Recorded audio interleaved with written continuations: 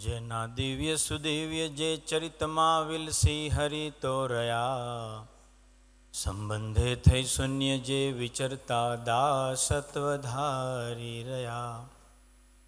આપે અક્ષર સુખ ભક્તજનને સુહૃદ બની સર્વદા, એવા સ્વામી પ્રબોધદાસ ગુરુને ભૂલકા સહુ સેવતા.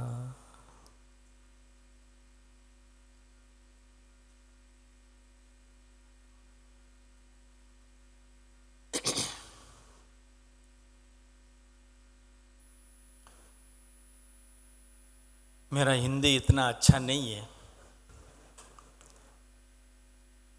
गुजरात में रहता हूँ और गुजराती में बात करता हूँ, लेकिन आप जैसे दिव्य भक्तों की अगर मेरी वाणी से, मेरी हिंदी से थोड़ा कुछ भी सेवा हो जाती है तो मैं हिंदी में मेरी सेवा करने का प्रयत्न कर रहा हूँ.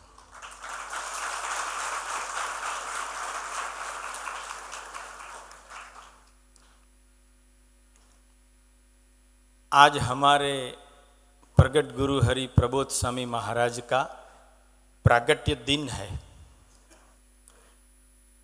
यानी कि जो स्वामी जी बोल रहे थे कि हम सबका प्रागट्य दिन है.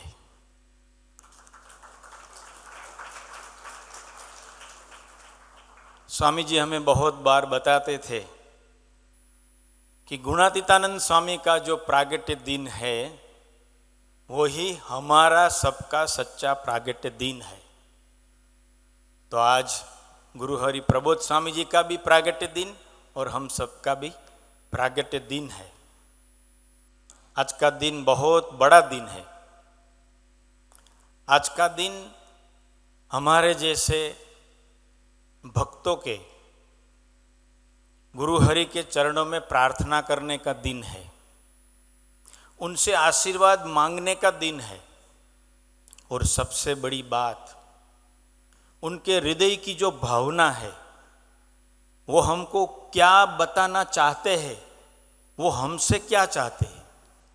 वैसे तो वो धरती पर आते हैं, हमको सब कुछ देने के लिए आते हैं, फिर भी उनकी हृदय की जो भावना है अगर उसको हम समझ जाए तो अभी अभी जो भक्ति प्रिय स्वामी ने बताया कि हमको तन से भी सुखी कर देंगे, हमको मन से भी सुखी करेंगे, हमको धन से भी सुखी करेंगे और हमको आत्मा से भी सुखी करेंगे. भगवान स्वामीनारायण के बगल में जो मूर्ति है गुणातीतानंद स्वामी की, वो भगवान स्वामीनारायण के सच्चे भक्त थे. गुणातीतानंद स्वामी जी जितना समर्थ भगवान स्वामीनारायण, उतना ही समर्थ उनका सच्चा भक्त अक्षर ब्रह्म का वो अवतार गुणातीतानंद स्वामी जी थे. वो गुणातीतानंद स्वामी थे तो बड़े महासमर्थ पुरुष थे, लेकिन हमारे साथ हमारे जैसे होकर जीते थे. एक बार गुणातीतानंद स्वामी बैठे थे और बगसरा जो सौराष्ट्र में गुजरात में गांव है वहां से भक्त लोग आए. सब फार्मर्स थे, खेडूत लोग थे, किसान लोग थे. गुणातीतानंद स्वामी ने बोला कि हम संत लोग हमारे मंदिर की जो गाय है, गौशाला है, उसकी सेवा के लिए जंगल में वो घास काटने के लिए जा रहे, तो आप आएंगे? बोले स्वामी जी हम तो किसान हैं, हमारा तो काम ही वही है. गुणातीतानंद स्वामी लेके चले. बहुत अच्छी तरह से सब भक्तों ने सेवा किया, वो तो उनका रूटीन काम था.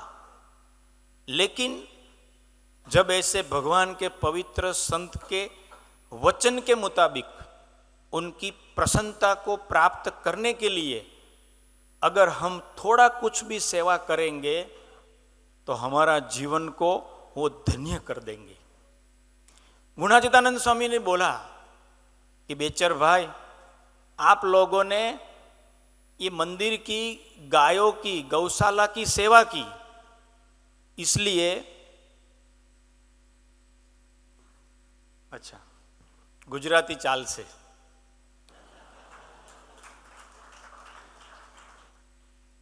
હું એકદમ રિલેક્સ થઈ ગયો. પણ મારી હિન્દીમાં કઈ પ્રોબ્લેમ હતો?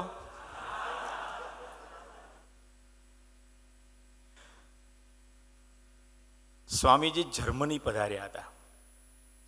85 વર્ષની સ્વામીજીની ઉંમર હતી. હરિપ્રસાદ સ્વામી મહારાજની વાત કરું છું.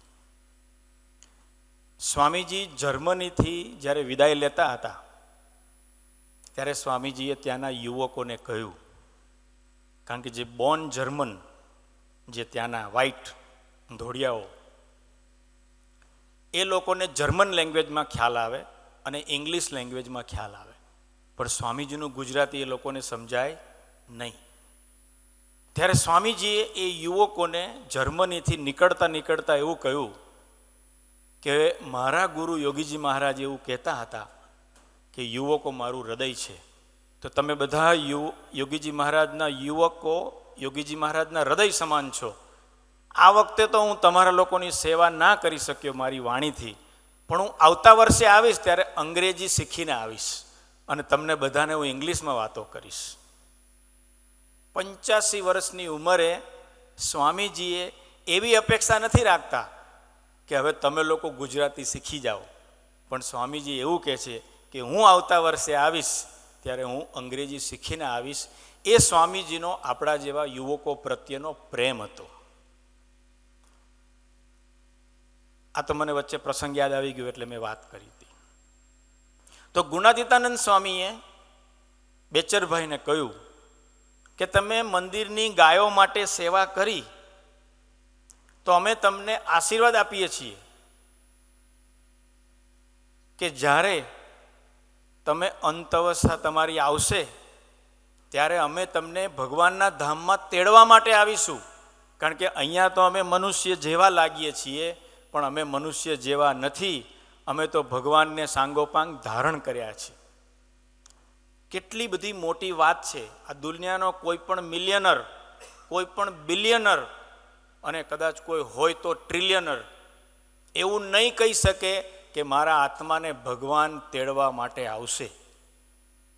પણ 1, 2, 3, 4 કલાકની મંદિરની ગાયોની સેવા કરવાનું ફળ ગુણાતીતાનંદ સ્વામી એવું કહે છે કે હું તમારા આત્માને ભગવાનના ધામમાં તેડી જઈશ. પરંતુ આપણે જ્યાં સુધી ભક્તિપ્રિય સ્વામી, સર્વમંગલ સ્વામી, હરિપ્રિય સ્વામી કે નિષ્કામભાઈ જેવા સંતોનો સમાગમ ન કરીએ તો આપણને એનું મહત્વ ના સમજાય. આપણને તો આ દુનિયાનું સુખ મળે એ જ આપણા માટે સાચું સુખ છે. પણ જ્યારે આવા દિવ્ય પુરુષ આપણા આત્માના મોક્ષની જવાબદારી લે તો આપણે કેટલા બધા ભાગ્યશાળી કહેવાઈએ. ત્યારે બેચરભાઈ ગુણાતીતાનંદ સ્વામીને એવું કહે છે જાણે એને કંઈ ખ્યાલ જ ના આવ્યો હોય કે મને ગુણાતીતાનંદ સ્વામીએ શું આશીર્વાદ આપ્યા છે. આપણે પણ જો સંતોનો સમાગમ નહીં કરીએ, એમની સાથે સાચી દોસ્તી નહીં કરીએ તો પ્રબોધ સ્વામી મહારાજ અહીંયા પધારશે અને આપણને આશીર્વાદ આપશે તો આપણને એની કિંમત સમજાશે નહીં. ત્યારે ગુણાતીતાનંદ સ્વામીને કહે છે બેચરભાઈ કે સ્વામી મારા હૈયામાં એક સંકલ્પ અધૂરો રહી ગયો છે. મારી 50 વર્ષની ઉંમર થઈ ગઈ છે, મારા ઘરે દીકરો નથી. હું તો આ સૌરાષ્ટ્રના દરિયા કિનારે એક બહુ મોટું મંદિર છે ત્યાં જઈને આવ્યો, માનતા કરીને આવ્યો, પણ મને દીકરો, મને સંતાન પ્રાપ્ત થતું નથી, તો મને આશીર્વાદ આપો કે મને સંતાનની પ્રાપ્તિ થાય. ગુણાતીતાનંદ સ્વામીને ભગવાન આપવા છે અને બેચરભાઈને સંતાન જોઈએ છે. કદાચ આપણી પણ આવી જ હાલત હોય.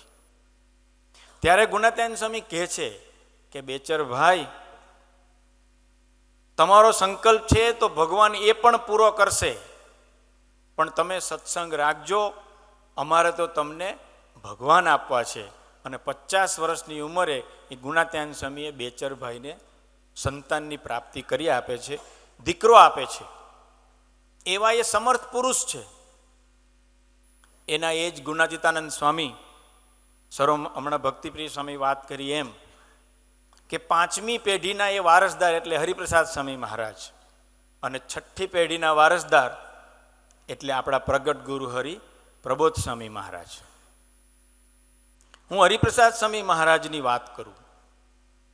1995માં સ્વામીજી સાથે અમે અહીંયા મુંબઈ આવ્યા હતા. મુંબઈથી પછી ડાયરેક્ટ સ્વામીજી અમદાવાદ પધાર્યા. બીજે દિવસે સવારે અમદાવાદની ધરતી પર ત્યાંના એક મિનિસ્ટર રાજુભાઈ ભટ્ટ, એ પોતે જેલ મિનિસ્ટર હતા. જેલ એમના અંડરમાં આવતી હતી. ગુજરાતની અમદાવાદની સાબરમતી જેલ બહુ ફેમસ છે, જવા જેવું નથી. હું કોઈ રેસ્ટોરન્ટનું નામ નથી આપતો કે કોઈ બીચની વાત નથી કરતો. ગુરુહરિ સ્વામીજી જેલમાં પધાર્યા. આપણને આશ્ચર્ય થશે. રાજુભાઈ ભટ્ટે સ્વામીજીને આમંત્રણ આપ્યું કે સ્વામીજી તમે જેલમાં પધારશો? સ્વામી કે ત્યાં તો બધા જ મારા મિત્રો હોય, કે ત્યાં હું ચોક્કસ આવીશ. સ્વામીજી હંમેશા તોફાની વ્યક્તિ હોય, ધમાલ કરવાવાળી વ્યક્તિ હોય, એને સ્વામીજી હંમેશા એવું કહેતા કે મારો મિત્ર છે. સ્વામીજીને એનર્જેટિક વ્યક્તિ ગમતી. સ્વામીજીને આ માથું ખંજવાડે એવી વ્યક્તિ ના ગમે, એનર્જીવાળી વ્યક્તિ ગમે. પણ જો એનર્જીવાળી વ્યક્તિના જીવનમાં સાચું ડિરેક્શન ના હોય, સાચું માર્ગદર્શન ના હોય, આવા પવિત્ર સંતોનો સમાગમ ના હોય, તો એને કોઈક દિવસ જેલમાં પણ જવું પડે. એ ન જવું પડે એટલા માટે ગુરુહરિ સ્વામીજી જેલમાં પધાર્યા. સ્વામીજીએ સભાનું આયોજન ગોઠવાયું. જેલમાં સભા થઈ. ત્યાં કોઈ મહાનુભાવો નહોતા, પણ મોટા મોટા મહાનુભાવો હતા. આગળની પહેલી લાઈનમાં જે લોકો 6 મહિના માટે આવ્યા હતા એ લોકોનો અલગ ડ્રેસ કોડ હતો. એની પાછળ 20 વર્ષની જેલવાળા હતા અને એકદમ પાછળ જન્મટીપવાળા હતા. એ જેલની અંદર સ્વામીજીના પ્રવચનની શરૂઆત થઈ ત્યારે મને જ પેલો વિચાર આવ્યો કે સ્વામીજી અહીંયા શું વાતો કરશે? ભગવાન કૃષ્ણની વાતો કરશે, રામચંદ્રજીની વાતો કરશે, સ્વામિનારાયણ ભગવાનની વાતો કરશે. ત્યારે સ્વામીજી પહેલું વાક્ય બોલે છે કે જે ધરતી ઉપર ભગવાન શ્રી કૃષ્ણ પધાર્યા, જે ધરતી ઉપર ભગવાન શ્રી રામચંદ્રજી પધાર્યા, જે ધરતી ઉપર ભગવાન મહાદેવ પધાર્યા અને જે ધરતી ઉપર ભગવાન સ્વામિનારાયણ પધાર્યા, એ ધરતીના તમે સૌ દીકરાઓ, તમારા સૌના દર્શન કરીને મને ખૂબ આનંદ થયો.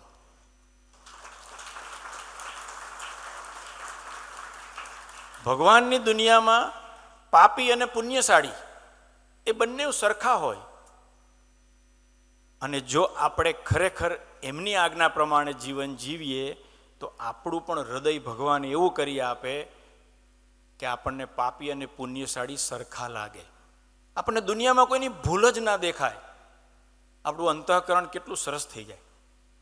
સાચો આનંદ એ છે કે આપણને કોઈની ભૂલ ન દેખાય તો અહીંયામાં કેટલી શાંતિ થઈ જાય. આપણે ખાલી ઘરમાં જ વિચાર કરીએ કે આપણે ઘરમાં 2 જણ કે 5 જણ રહેતા હોઈએ અને આપણને કોઈની ભૂલ જ ના દેખાય, દરેક વ્યક્તિની અંદર આપણને ભગવાનના દર્શન થાય તો આપણા હૈયામાં કેટલો બધો આનંદ આવે. સ્વામીજી જેવું આ પહેલું વાક્ય બોલ્યા એટલે બધા કેદીઓએ ખૂબ તાલીઓ પાડી. પછી સ્વામીજી બીજું વાક્ય બોલ્યા, મને ખબર છે તમારામાં બધા લોકો ગુનેગાર નથી. એટલે ફરી ખૂબ તાળીઓ પડી, કારણ કે ઘણા ગુનેગારો બચારા હોય નહીં કેદીઓ કે જેણે ગુનો કર્યો ના હોય પણ વકીલની ફી વધારે આપી દીધી હોય સામેવાળી પાર્ટીએ, અને નિર્દોષ વ્યક્તિ ગુનેગાર થઈને પણ જેલમાં જતી હોય છે. એ વાત સ્વામીજી અંતર્યામીપણે બોલે છે કે તમારામાંથી ઘણા બધા લોકો એવા હશે કે જે નિર્દોષ હશે છતાંય આજે જેલમાં છે, મને ખ્યાલ છે. એટલે ઘણા કેદીઓ તો રડવા માંડ્યા કે આ સ્વામીજીને ખબર પડે છે કે મેં કોઈ ભૂલ નથી કરી પણ મને ફસાવી દેવામાં આવ્યો છે. જીવનમાં એવું બનતું હોય છે. પણ જ્યારે સ્વામીજી ત્રીજું વાક્ય બોલે છે ત્યારે બધા જ કેદીઓને સમાધાન મળી જાય છે. સ્વામીજી ત્રીજું વાક્ય બોલે છે પણ ભગવાનની દુનિયામાં અદ્દલ ન્યાય છે. તમે આ જન્મે ગુનો નહીં કર્યો હોય, પણ ગયા જન્મે ગુનો કર્યો હશે ને છટકી ગયા હશો, એટલે નિર્દોષને પણ ગુનેગાર થઈને જેલમાં આવવું પડ્યું છે.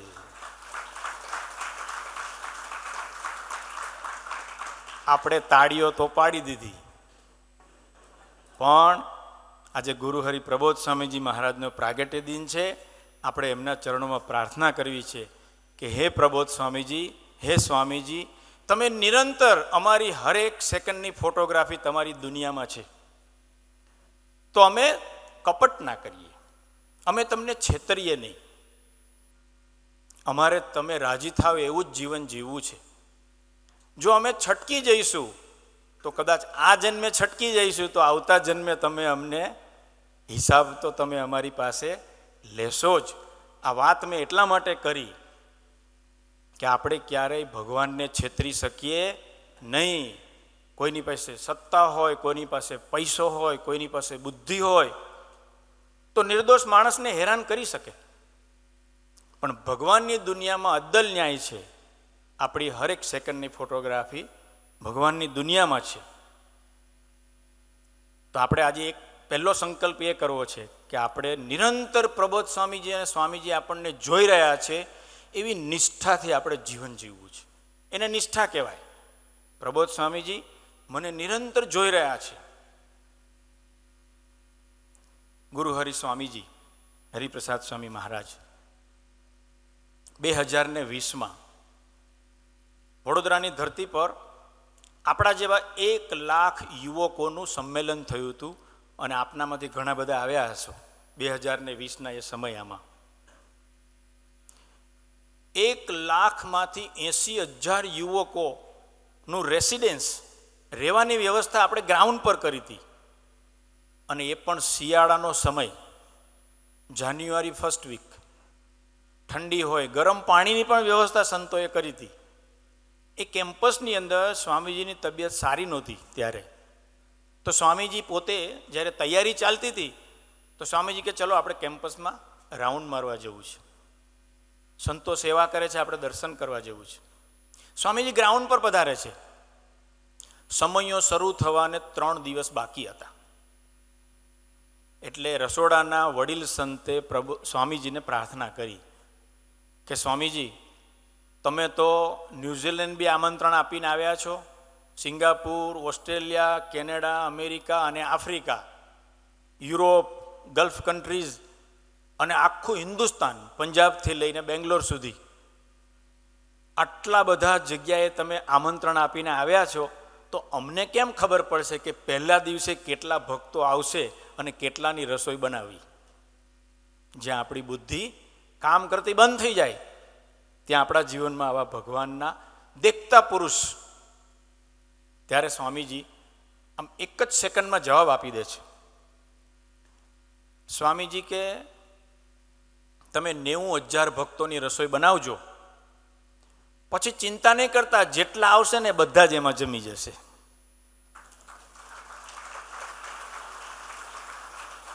ત્યારે સ્વામીજી કારમાં બિરાજમાન હતા અને સ્ટેરિંગ પર હું બેઠો હતો. સેવકને તક મળી હતી સેવા કરવાની, એટલે એ વાતના, એ વાણીના, એ આશીર્વાદના મેં દર્શન કર્યા હતા. અને પહેલા દિવસે એ રસોડાના આપણા વડીલ સંત એમણે કહ્યું કે 1,25,000 ભક્તો પધાર્યા હતા અને 90,000ની રસોઈમાં 1,25,000 ભક્તોએ પ્રસાદ લીધો હતો. એ સ્વામીજીના આશીર્વાદ. 2020નો સમયો પૂરો થયો. સ્વામીજી 2021માં દેહ લીલા સંકેલી અને આપણા માટે ગુરુ હરિ પ્રબોધ સ્વામી મહારાજની આપણને સૌને ભેટ આપી. એ પ્રગટ ગુરુ હરિ પ્રબોધ સ્વામી મહારાજનો આજે પ્રાગટ્ય દિન છે. પ્રબોધ સ્વામી મહારાજના સાનિધ્યમાં 2023 જાન્યુઆરી ફર્સ્ટ વીક ભરથાણાની ધરતી પર, સુરતની બાજુમાં કોડી ભરથાણા ગામ છે, ત્યાં આવો જ યુવા મહોત્સવનું આયોજન થયેલું. અને એ મહોત્સવની પહેલા અઠવાડિયા પહેલાં ગુરુહરિ પ્રબોધ સ્વામીજીનું સુરત સિટીમાં વિચરણ હતું અને ભગવાનની કૃપા અને એમના આશીર્વાદ કે એ વિચરણ દરમિયાન પ્રબોધ સ્વામીની ગાડી ચલાવવાની સેવા પણ મને મળી હતી. જ્યારે પ્રબોધ સ્વામીની કારનું ડ્રાઇવિંગ કરતા હતા અને પ્રબોધ સ્વામી ઉતારેથી નીકળતા હતા ત્યારે આપણા ભરથાણાના સમયાની અંદર રસોડાની જે ટોટલ જવાબદારી એ અનુગ્રહ સ્વામીને પ્રબોધ સ્વામીજીએ સોંપી હતી.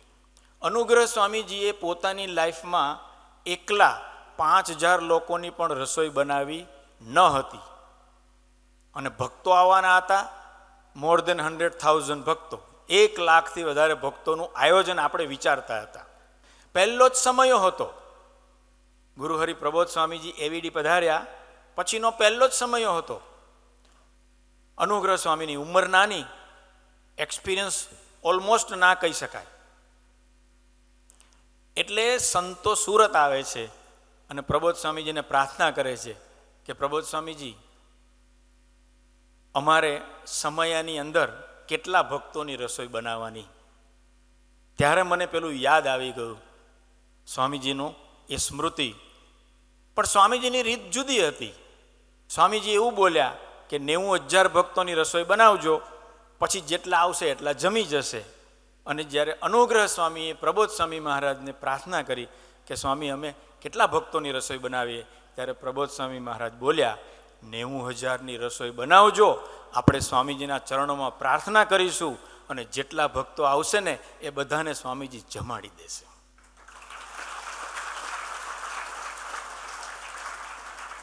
એ ભરથાણાના ભક્તોએ કહ્યું કે ભરથાણાના એ કોળી ભરથાણાના સમયમાં 90,000ની રસોઈમાં 1,15,000 ભક્તો જમ્યા અને છતાં પણ જે લાડુ વધ્યા એ અમે એવીડી લઈ ગયા.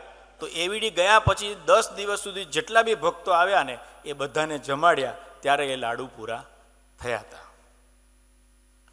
કહેવાનો મારો મતલબ એ છે કે જેવી શક્તિ, સામર્થ્ય, ઐશ્વર્ય, પ્રતાપથી ગુરુહરિ સ્વામીજી આપણને આશીર્વાદ આપી અને આપણા જીવનને, આપણા આત્માની જે ગોવાળી કરતા હતા એવી ને એવી શક્તિ અને સામર્થ્યથી આજે ગુરુહરિ પ્રબોધ સ્વામી મહારાજ આપણા આત્માનું જતન કરી રહ્યા છે.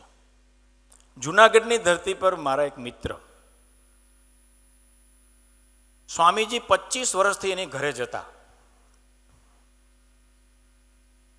એના પેરેન્ટ્સ સ્વામીજીને કાયમ ફરિયાદ કરે કે સ્વામીજી અમારો દીકરો દિવ્યાંગ, એ વ્યસન છોડતો નથી.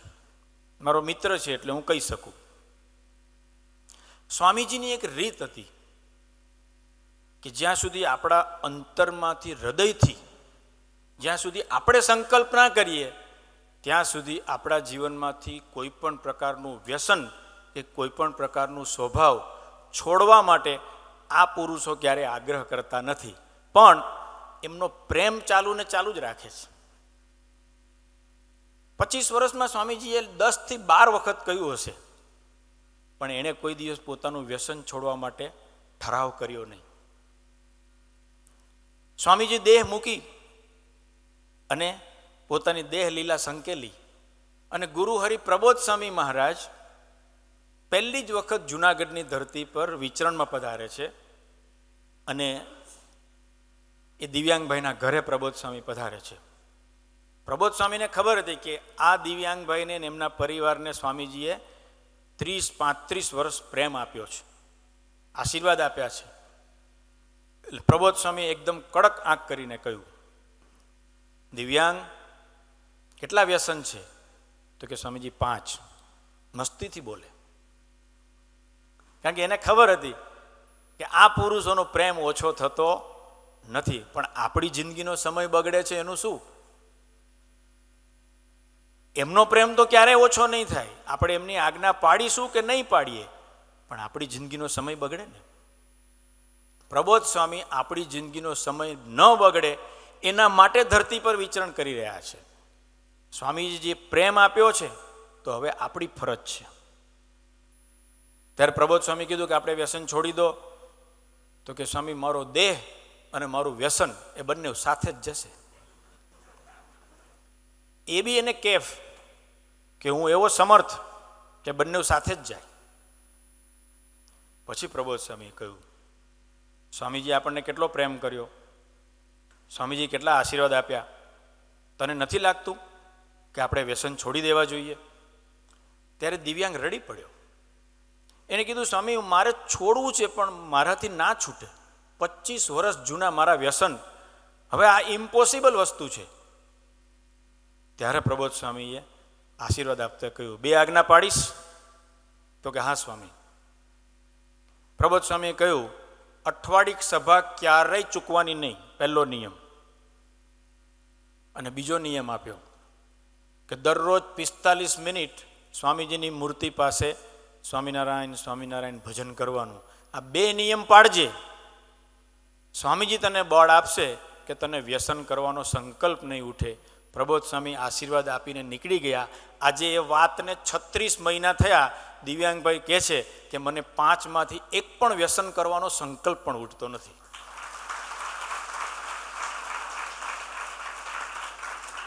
આ પુરુષ આપણને વ્યસનથી સુખી કરી શકે, આપણને દેહથી સુખી કરી શકે, આપણા મનના વિચારો બદલી શકે, પણ આપણે ઠરાવ કરવો પડે. આપણો પ્રોબ્લેમ તો આટલો બધો મોટો હિમાલય જેવડો હોય, પણ જો આપણે એમની નાની નાની આજ્ઞા પાડીશું તો આપણા જીવનના મોટા મોટા પ્રશ્નો આ પુરુષ સોલ્વ કરી આપશે. સર્વમંગલ સ્વામીજી સુરતની ધરતી પર વિચરણ કરે છે. ક્યારેક ક્યારેક મારે પણ એમની સાથે સુરત જવાનું થાય છે. અમે સુરતમાં વરાછા ગયા હતા. તો વરાછાની ધરતી ઉપર આપણી ત્યાં બાળમંડળની સભા ચાલે છે. તો બાળમંડળની સભામાં બાળકો ભેગા થાય. તો એક નાનું બાળક, એના ઘરમાં કોઈ સત્સંગી નહીં, સ્વામિનારાયણનું કોઈ સત્સંગી નહીં. એ બાળક એની બાજુના ઘરમાં બાળ સભા ચાલે, એટલે એ બાળક એ સભામાં આવે. સભામાં આવે એટલે એને ખબર કે આમને સ્વામિનારાયણ ભગવાન કહેવાય, આમને હરિપ્રસાદ સ્વામી મહારાજ કહેવાય, આ પ્રબોધ સ્વામી મહારાજ છે. પેલી મૂર્તિ જોઈ અને બાળ મંડળના કાર્યકર્તાઓ બધું શીખવાડે. એ દીકરાનું નામ દ્વિજ અને એના ફાધરનું નામ નિખિલભાઈ. તો એ દીકરો 5 વર્ષનું ટાબોર્યું નાનું બાળ મંડળની સભામાં આવે. એક દિવસ એના મમ્મીએ એવું કીધું કે બેટા આપણે આ ઘરે રોટલી વધી છે, તો જો નીચે ગાય ઊભી છે તો તું ગાયને રોટલી ખવડાવી દે. સારા ઘરની અંદર, સંસ્કારી પરિવારની અંદર આપણે ત્યાં ગાયોની આ રીતની સેવા ભક્તિ થતી હોય. તો એ નાનો બાળક જાય છે રોટલી લઈને, એની સાથે એક એનો બીજો મિત્ર, બંને જણા સોસાયટીમાં. તો ગાય ધીમે ધીમે આગળ ચાલવા માંડે છે. તો ગાય તો સોસાયટીની બહાર નીકળી ગઈ, છોકરાઓ બી એની પાછળ પાછળ. અને જ્યાં ગાય ઊભી રહી ત્યાં એને રોટલી ખવડાવી દીધી. રોટલી ખવડાવ્યા પછી સામે મોટું ગ્રાઉન્ડ હતું. તો છોકરાઓ ગ્રાઉન્ડ પર જતા રહ્યા, નાના હતા, ત્યાં બધા ક્રિકેટની ગેમ ચાલતી હશે, તો એ લોકો જોવા લાગ્યા. પછી તો ગેમ પૂરી થઈ, બધા જતા રહ્યા. હવે આ લોકોને ઘરનો રસ્તો મળે નહીં, બંને નાના, તો ચાલવા લાગ્યા જેમ ફાવે તેમ. ઘરે બધા ચિંતા કરે, બધા શોધવા લાગ્યા. આજુબાજુની સોસાયટીમાં બધી જગ્યાએ તપાસ કરી આવ્યા, દીકરાઓ બંને મળે જ નહીં. 3 કલાક પછી એના ફાધર સ્કૂટર લઈને શોધતા શોધતા શોધતા એક કોર્નર પર પહોંચ્યા. તો ત્યાં દ્વિજ અને એનો મિત્ર બંને ઊભા હતા. પછી એના ફાધર એ બંને જણને બેસાડી અને ઘરે લઈ આવે છે. દ્વિજ ઘરે આવીને એની મમ્મીને કહે છે કે મમ્મી, હું ક્રિકેટ મેચ જોવા ગયો હતો, તો તે પ્રબોધ સ્વામીને કેમ મોકલ્યા મને લેવા માટે? ત્યારે એના મમ્મી કે કોણ પ્રબોધ સ્વામી? કારણ કે એના મમ્મી સભા ભરતા નહોતા, પણ દ્વિજ સભા ભરતો હતો એટલે એને ખબર હતી. તો કે હું જે બાળ મંડળની સભામાં જઉં છું ને, ત્યાં જે સ્વામી દાદાની મૂર્તિ છે ને, એ સ્વામી દાદા ક્રિકેટના ગ્રાઉન્ડમાં આવ્યા હતા અને મારી આંગળી પકડીને મને કહ્યું કે તું અહીંયા ઊભો રહેજે, તારા પપ્પા નિખિલભાઈ હમણાં તને લેવા માટે આવે છે.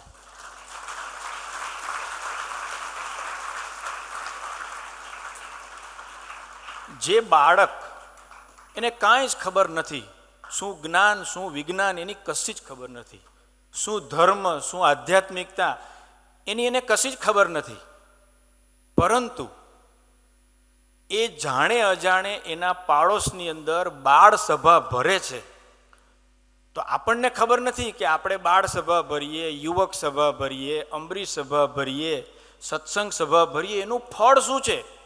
આપણા આત્મા ઉપર જેણે ભગવાનને સાક્ષાત ધારણ કર્યા છે એવા પ્રબોધ સ્વામી મહારાજની સેટેલાઇટ કોન્સ્ટન્ટ 24 કલાક આપણા આત્મા ઉપર રહે છે. એવા પુરુષનો આજે પ્રાગટ્ય દિન છે.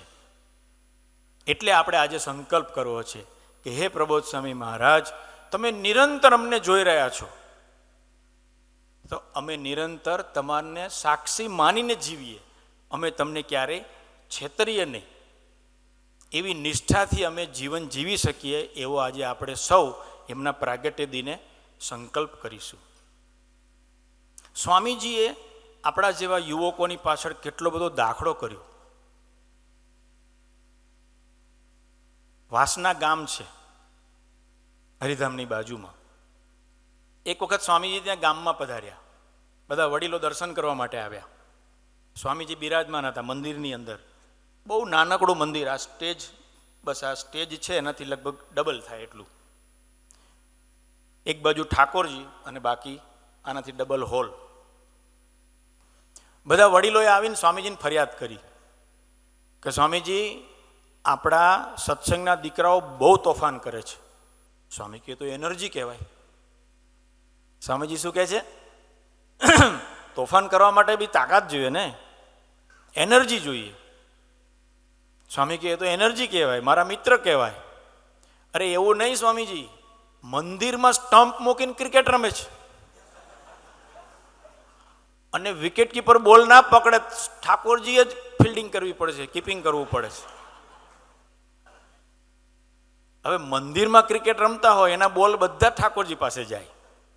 સ્વામીજી એટલું બધું હસે, એટલું બધું હસે, કારણ કે સ્વામીજી સ્વભાવ વગરના પુરુષ, એટલે એને બધાના સ્વભાવ ગમે. સ્વામીજી સ્વભાવ વગરના પુરુષ, પ્રબોધ સ્વામીજી સ્વભાવ વગરના પુરુષ. જેના હૃદયમાં સ્વભાવ ના હોય એને બધાના સ્વભાવ ગમે. સ્વામી કે એવું? મારે એના દર્શન કરવા પડે, બોલાવો બોલાવો કે. એટલે હાજર થાવ. કોર્ટમાંથી ઓર્ડર આવ્યો. એટલે 3 જે હીરો હતા મેઇન, એ 3 જણને બોલાવવામાં આવ્યા. સ્વામીજી એમને શું કહ્યું? સ્વામીજી એમને એક પણ શબ્દ એવો ના કહ્યો કે છોકરાઓને દુઃખ થાય, યુવકોને દુઃખ થાય. સ્વામીજી કે કાલે સવારે હું સૌરાષ્ટ્રમાં વિચરણ કરવા જવાનો છું, મારે તમને 3ને ફરવા લઈ જવા છે. તમારા મમ્મી પપ્પાને કહો તમારી બેગ તૈયાર કરી આપે, તમારી બેગ લઈને મારી ગાડીમાં મૂકી દો, આપણે ફરવા જવાનું છે. બધા વડીલોને એમ કે શું સ્વામીજી હમણાં લાફો મારી દેશે, ગુસ્સે થઈ જશે, યુવકોને ખખડાવશે. અને સ્વામીજી તો કે ચલો આપણી સભા પૂરી. 3 યુવકો લઈને સ્વામીજી તો નીકળી ગયા હરિધામ. સ્વામીજીની ગાડી હરિધામથી નીકળી. સ્વામીજીની સાથે 2 ગાડી હોય, એક ગાડીમાં સ્વામીજી હોય, બીજી ગાડીમાં સ્વામીજીનો સ્ટાફ હોય. એટલે સ્વામીજી કહ્યું તમારા 3માંથી 1 જણાએ મારી ગાડીમાં બેસવાનું, મર્સિડીઝમાં, અને બાકીનો જે સ્ટાફ છે બીજી ગાડીમાં, એમની સાથે 2 યુવકો. સ્વામીજી ગાડીમાં યુવકોને વાતો કરે, તમને જમવાનું શું ફાવે, તમને ફરવાનું શું ગમે, તમને સોડા ફાવે કે શરબત ફાવે, એવી રીતે સ્વામીજી આનંદ કરાવે. અને જ્યારે સ્વામીજી જમવા બેસે ત્યારે સ્વામીજી બાજુમાં બેસાડે. અને જેની ઘેર જમવાનું હોય એને એવું કે આ અમારા આદર્શ યુવકો છે અને સત્સંગ મંડળની બહુ સેવા કરે છે, બહુ ડાયા છે, એટલે તમે એમને આગ્રહ કરીને જમાડજો. સભામાં સ્વામીજી પોતાની જોડે બેસાડે કે આ અમારું યોગીજી મહારાજનું પ્રસાદીનું ગામ, અમારા વાસના ગામના જે યુવકો, એમાં આ યુવકો આદર્શ છે અને સત્સંગની બહુ સેવા કરે છે. સ્વામીજી રાત્રે સૂતા પહેલાં એ લોકો માટે સ્પેશિયલ આઈસ્ક્રીમ મંગાવે, યુવકોને આઈસ્ક્રીમ જમાડે. અને સવારે પૂજામાં સ્વામીજી જ્યારે બિરાજે ત્યારે 3ને સામે બેસાડે અને સ્વામીજી ફાયરિંગ આપે.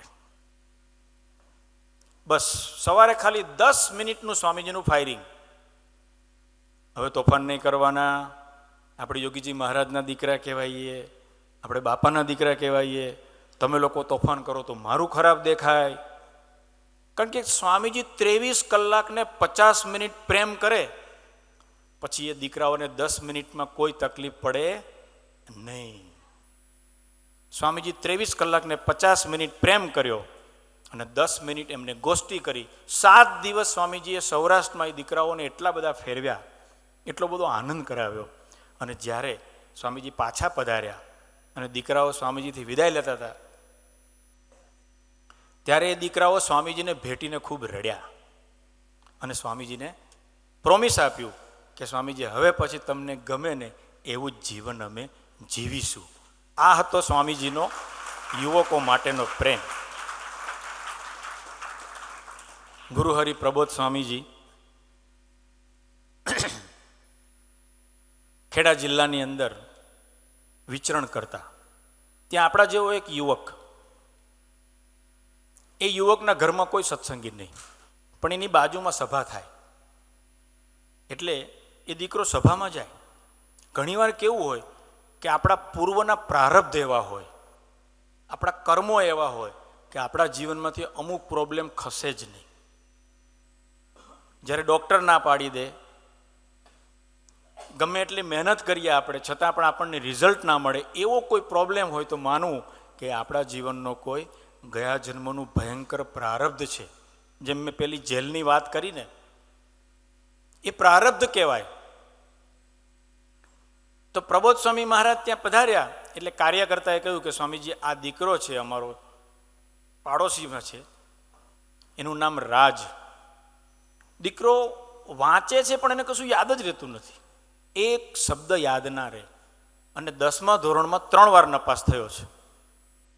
દીકરો ડાયો છે, સેવા બધી કરે છે, સભા ભરે છે, પણ પરીક્ષામાં પાસ થઈ શકતો નથી. ત્યારે પ્રબોધ સ્વામીએ કહ્યું કે સ્વામીજી હંમેશા એવું કહે છે કે જે વ્યક્તિ 2 આજ્ઞા પાડે, કોઈ પણ વિદ્યાર્થી એ ભગવાનની 2 આજ્ઞા પાડે તો ભગવાન એને આશીર્વાદ આપે આપે અને આપે જ. પ્રબોધ સ્વામીએ સ્વામીજીના આશીર્વાદની વાત યાદ કરાવતા કહ્યું કે તું 2 આજ્ઞા પાડીશ? તો કે હા સ્વામી. પ્રબોધ સ્વામીએ કીધું આપણે દરરોજ 45 મિનિટ ભજન કરવાનું, સ્વામિનારાયણ સ્વામિનારાયણ સ્વામિનારાયણ, અને દરરોજ 4 કલાકનું વાંચન કરવાનું. તો કે સ્વામીજી મને કશું યાદ રહેતું નથી. પ્રબોધ સ્વામી કે યાદ રખાવાની જવાબદારી ભગવાનની છે, આપણે તો વાંચન કરવાનું છે, જે આપણાથી થઈ શકે. ભજન આપણાથી થઈ શકે. આપણને મોટા પુરુષ ક્યારેય એવી આજ્ઞા કરતા જ નથી જે આજ્ઞા આપણે ન પાડી શકીએ. પ્રબોધ સ્વામીએ 2 સિમ્પલ આજ્ઞા કરી. એ દીકરાએ વિશ્વાસ રાખ્યો અને એને 4 કલાકનું વાંચન કર્યું, 45 મિનિટનું ભજન કર્યું. એ દીકરો 60% માર્ક્સ સાથે એની 10thની એક્ઝામ ક્લિયર કરે છે.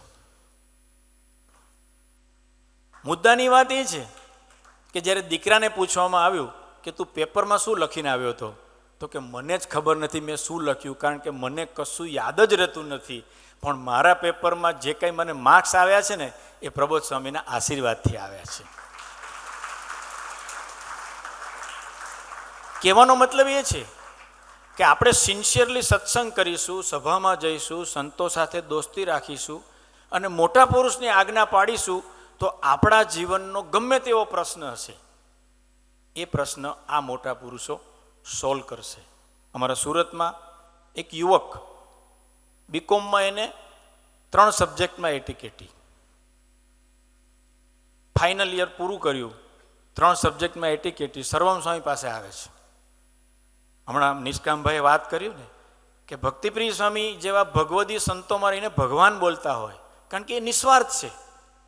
આપણા ભગવદી સંતો હરિપ્રિય સ્વામી હોય, ભક્તિ સ્વામી હોય, નિષ્કામભાઈ હોય, એમને કોઈ સ્વાર્થ નથી.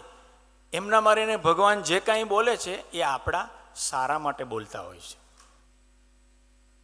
તો એ દીકરો સર્વમંગલ સ્વામી પાસે આવે છે અને સર્વમ સ્વામીને પ્રાર્થના કરે છે કે સર્વમ સ્વામી આ મારી 80 ક્લિયર થાય તો 15,000ની એક જોબ મળી જાય એવા આશીર્વાદ આપો. સર્વમ સ્વામી કે આપણે CA થવાનું છે. આપણી બુદ્ધિ ચાલે નહીં. પેલો કે સ્વામી મારે બીકોમમાં 3 સબ્જેક્ટમાં એટીકેટી છે, હજુ આ ક્લિયર ક્યારે થશે એ જ મને ખબર નથી. ત્યારે સર્વમ સ્વામીએ કહ્યું કે આપણામાં કોઈ શક્તિ નથી, અર્જુનમાં કોઈ શક્તિ નહોતી, અર્જુનની કોઈ તાકાત નહોતી, પણ તાકાત હતી ભગવાન શ્રી કૃષ્ણની. એમ સર્વમંગલ સ્વામી જેવા ભગવદીએ એ યુવકને બળ આપ્યું કે તું પ્રબોધ સ્વામીને પ્રાર્થના કર કે પ્રબોધ સ્વામી તમે મને એવા આશીર્વાદ આપો કે તમને ગમે છે એવો સારામાં સારો હું અભ્યાસ કરું અને હું મારું CA પૂરું કરું. પણ એ યુવકની વિશેષતા એ હતી કે એણે સર્વમ સ્વામીના વચનમાં બુદ્ધિ ના લગાડી. એણે એટીકેટી માટે પણ ચાલુ કર્યું વાંચવાનું અને CA માટે પણ એને તૈયારી શરૂ કરી. અને પ્રબોધ સ્વામી મહારાજના આશીર્વાદ, એ યુવકનું નામ અભી, એ અમારા અભિભાઈએ એટીકેટી પણ ક્લિયર કરી અને પ્રબોધ સ્વામી મહારાજના આશીર્વાદથી 3 વર્ષમાં એનું પોતાનું CA પણ કમ્પ્લીટ કર્યું. એમની જર્ની તો બહુ લાંબી છે, પણ અત્યારે સમય નથી એટલે હું વર્ણન નથી કરતો.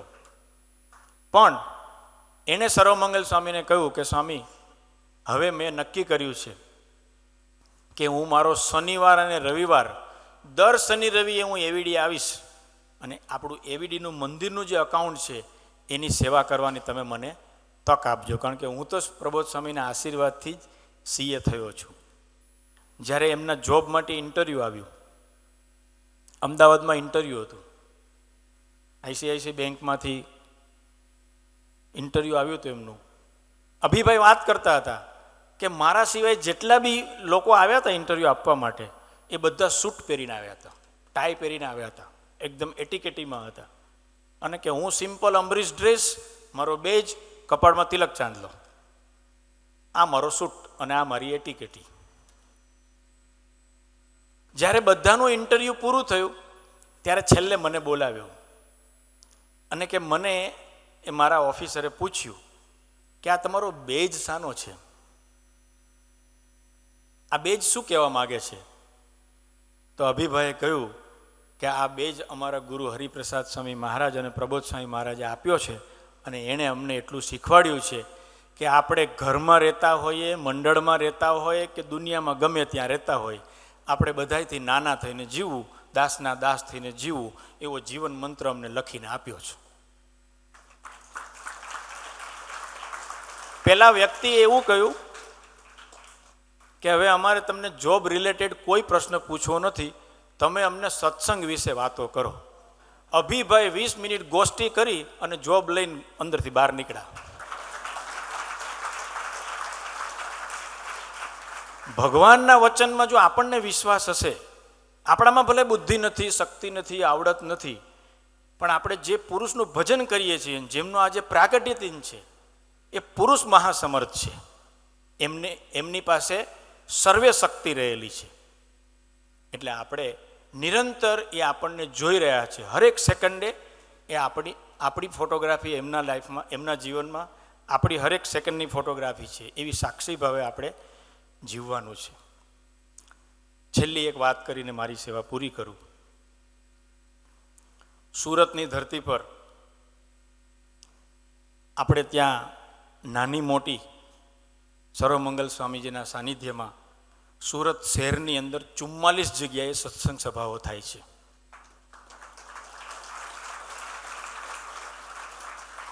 પણ સ્વામીજીની સુપ્રીમસી છે. 2019માં સ્વામીજી જુહુ મંદિરે બિરાજમાન હતા. ત્યારે સ્વામીજીએ ભક્તિપ્રિય સ્વામીને પૂછ્યું હતું કે ભક્તિ, મુંબઈમાં કેટલી જગ્યાએ સભાઓ થાય છે? ત્યારે ભક્તિ સ્વામીએ કહ્યું કે સ્વામીજી આખા મુંબઈનું બધું અમે કલ્યાણથી માંડીને વસઈ વિરારથી લઈને બધાનું જો ગણતરી કરીએ તો 52 જગ્યાએ સત્સંગ સભા થાય છે. મુંબઈમાં આપણી 52 જગ્યાએ. સ્વામી એટલા બધા રાજી થઈ ગયા, સ્વામીજીની આંખમાં હર્ષના આંસુ આવી ગયા કે ભક્તિ 52 જગ્યાએ સભા થાય છે મુંબઈમાં, તો તને યોગીજી મહારાજ અને ભગવાન સ્વામિનારાયણ ભેટશે. એવા સ્વામીજીએ ભક્તિ સ્વામીને આશીર્વાદ આપ્યા. ત્યારે ભક્તિપ્રિય સ્વામી એ કુશાગ્ર બુદ્ધિવાળા છે, સ્વામીજી અને પ્રબોધ સ્વામીની મરજીને જાણનારા ભગવદી છે. ભક્તિ સ્વામીએ એવું કહ્યું કે સ્વામી, મેં ક્યાં યોગીજી મહારાજને જોયા છે? તમે અમારી આગળ યોગી મહારાજનું વર્ણન એટલું બધું કર્યું છે કે અમે આંખ બંધ કરીએ તો અમારી સામે યોગીજી મહારાજનું આખું કેરેક્ટર, એક વ્યક્તિત્વ એ ઊભું થઈ જાય છે, પણ અમે આ આંખે કરીને યોગી મહારાજનું દર્શન કર્યું નથી. અમારા માટે તો યોગીજી મહારાજ પણ આપ જ છો, પણ તમે ધરતી પર જે યોગી મહારાજને લઈને આવ્યા છો એની ઓળખાણ અમને મુંબઈવાળાને બધાને થશે ને? એવા પ્રબોધ ભક્તિપ્રિય સ્વામીએ આપણા બધા વતી આશીર્વાદ માગ્યા હતા. અને ત્યારે સ્વામીજીએ આશીર્વાદ આપતા કહ્યું હતું કે ભક્તિ, જેનું હૃદય દિલદાર હશે, જે હરિભક્ત કે જે યુવક પોતાના આત્માને સુખી કરવા માટે જીવતો હશે, જેના જીવનમાં દોડ નહીં હોય, દંભ નહીં હોય, અને જેનું જીવન નેચરલ હશે, એ બધાને યોગીજી મહારાજની ઓળખાણ થઈ જશે. અને એ યોગીજી મહારાજ એટલે આપણા ગુરુ હરિ પ્રબોધ સ્વામી મહારાજ.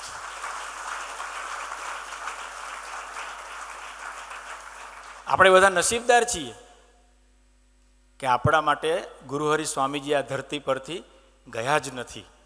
તો સુરતની ધરતી પર 44 સેન્ટર છે, મુંબઈની ધરતી પર 52 સેન્ટર છે, પણ આપણી પાસે આપણો પોતાનો આવો બેસવા માટેનો કોઈ હોલ નથી. સુરતમાં પણ કોઈ હોલ નથી આપણો પોતાનો, સત્સંગનું કોઈ સેન્ટર નથી, કોઈ આવું કેન્દ્ર નથી મોટું. પણ તમારા જેવા જ એક મિડલ ક્લાસ અંબરીશ હરિભગત, એને પ્રબોધ સ્વામીને પ્રાર્થના કરી કે પ્રબોધ સ્વામી, મારી પાસે 4 વીંગા જમીન છે જેની કિંમત આજે 15 કરોડ રૂપિયા છે. મારી અંતરની ઈચ્છા છે કે આ મારી 15 કરોડની જમીન તમે સ્વીકારો અને અહીંયા તમે આપણા સત્સંગ માટેનો મોટો હોલ બનાવો.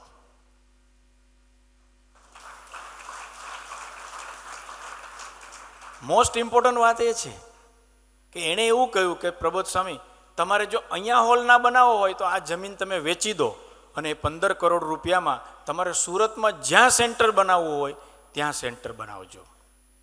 કેવો એક આધ્યાત્મિક સમાજનું સ્વામીજીએ અને પ્રબોધ સ્વામીજીએ સર્જન કર્યું છે. પૈસો, ધન એ તો આપણો આધાર કહેવાય. એ આધાર ભગવાનના ચરણોમાં મૂકી અને ભગવાનને રાજી કરવા માટે નીકળેલો એક અંબરીશ સમાજ. એના કરતાં મોટી વાત, એ ડોનેશન આપનાર હરિભગત એટલે આપણા ભરતસિંહ, એમનું નામ છે અંબરીશ ભક્તરાજ ભરતસિંહ.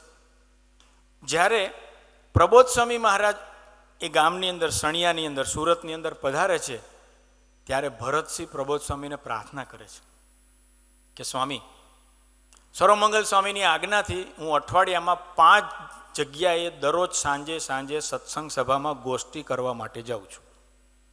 15 કરોડની જમીનની સેવા આપી છે, પ્લસ 5 જગ્યાએ અઠવાડિયામાં 5 દિવસ સભા કરવા માટે જાય છે. પણ હું સભા કરીને પાછો આવું ને ત્યારે મને બહુ આનંદ થાય છે કે હું બહુ સરસ સભા કરીને પાછો આવ્યો. પણ મારા મારીને સેવા કરનાર તો તમે છો, મારા મારીને બોલનાર તો તમે છો. હું એ ભૂલી જાઉં છું, હું નિમિત્ત બનીને સેવા નથી કરી શકતો. તો મને તમે એવા આશીર્વાદ આપજો કે મારા મારીને સેવા કરનાર અને મારા મારીને બોલનાર તમે છો. આવી પ્રાર્થના જ્યારે પ્રબોધ સ્વામીના ચરણોમાં કરે છે ત્યારે પ્રબોધ સ્વામીની આંખમાં હર્ષના આંસુ આવી જાય છે કે સ્વામીજીએ કેવો અદ્ભુત સમાજનું સર્જન કર્યું છે, કેવા અંબરીશોની વચ્ચે આપણને રહેવાનું મળ્યું છે કે જેણે જીવનમાં કાંઈ વાલું નથી રાખ્યું, નથી પોતાનું દેહ વાલું રાખ્યું, નથી પોતાનું ધન વાલું રાખ્યું, નથી પોતાનું મન વાલું રાખ્યું, નથી પોતાની બુદ્ધિ વાલી રાખી, નથી પોતાનો ઈગો વાલો રાખ્યો. બધું જ એમણે ભગવાનના ચરણોમાં સમર્પિત કરી અને એવું એક આદર્શ જીવન જીવતો સમાજ ગુરુ હરિ સ્વામીજી અને પ્રબોધ સ્વામીએ તૈયાર કર્યો છે. આપ સૌ મુક્તો પણ, વસઈ વિરાર નાલા સોપારાના ભક્તો પણ એવું જ અદ્ભુત જીવન જીવી રહ્યા છો. તો આજના શુભ અને મંગલકારી દિવસે ગુરુ હરિ સ્વામીજી, ગુરુ હરિ પ્રબોધ સ્વામીના ચરણે પ્રાર્થના કરીએ કે હે સ્વામીજી, હે પ્રબોધ સ્વામીજી, અમે નિરંતર આપને સાક્ષી ભાવે જીવી શકીએ, તમે નિરંતર અમારી સાથે જ છો એવી નિષ્ઠાથી અમે સૌ જીવન જીવી શકીએ. એ માટે આપના પ્રાગટ્ય દિને અમ સૌને ખૂબ ખૂબ આશીર્વાદ આપો. એ જ પ્રાર્થના સહજાનંદ સ્વામી મહારાજની છે.